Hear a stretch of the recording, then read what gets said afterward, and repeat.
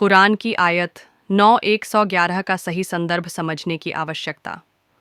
New Orleans में हाल ही में हुई एक दुखद घटना, जिसमें एक हमलावर ने हिंसा के औचित्य के रूप में कुरान की आयत 9:111 का हवाला दिया, ने धार्मिक ग्रंथों की चरमपंथी व्याख्याओं को समाप्त करने की तत्काल आवश्यकता को उजागर किया है।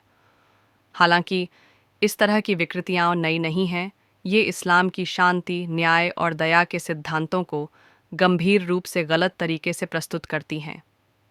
ऐसे समय में इस आयत के संदर्भ और इसके वास्तविक अर्थ को सही तरीके से समझना बेहद ज़रूरी हो गया है। कुरान की आयत 9:111 में लिखा है, वास्तव में अल्लाह ने ईमान वालों से उनकी जान और उनकी संपत्ति बदले में खरीदी है ताकि उन्हें जन्नत मिले। वे अल्लाह के मार्ग में लड़ते हैं, इसलिए वे मारते हैं और मारे जाते हैं। यह तौरात और इंजील और कुरान में उस पर एक सच्चा वादा बाध्यकारी है, और अल्लाह से ज़्यादा अपने वादे पर कौन खरा उतर सकता है। इसलिए अपने उस सौदे पर खुश हो जो तुमने किया है, और यही बड़ी सफलता है। पहली नज़र में यह आयत हिंसा का समर्थन करती हुई प्रतीत हो सकती है, खासकर यदि इसे अलग से पढ़ा जाए। हालांकि इस्लामिक विद्वानों का मानना है कि सभी धार्मिक ग्रंथों की व्याख्या उनके ऐतिहासिक और पाठ्य संदर्भ के भीतर ही की जानी चाहिए।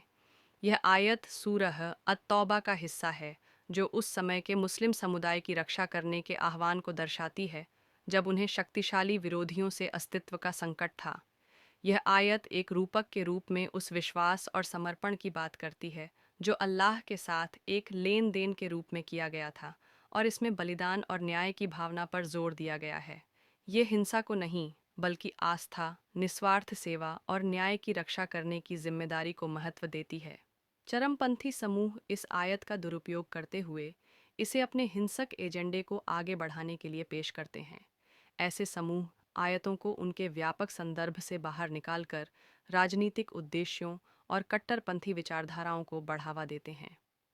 कुरान के सिद्धांतों के अनुसार हिंसा केवल आत्मरक्षा में ही अनुमत है, और कुरान में बल के उपयोग को स्पष्ट रूप से नियंत्रित किया गया है।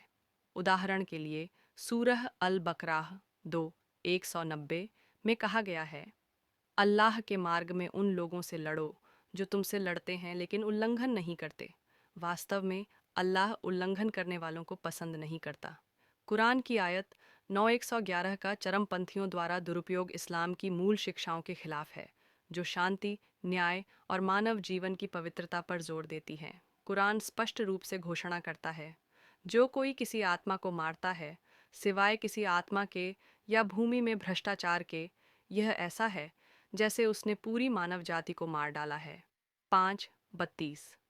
यह आयत मानव जीवन की अवर्णनीय कीमत और इसे संरक्षित करने की गंभीर जिम्मेदारी को रेखांकित करती है। इसलिए धार्मिक ग्रंथों की सटीक व्याख्या और उनके संदर्भ को समझना अत्यंत महत्वपूर्ण है।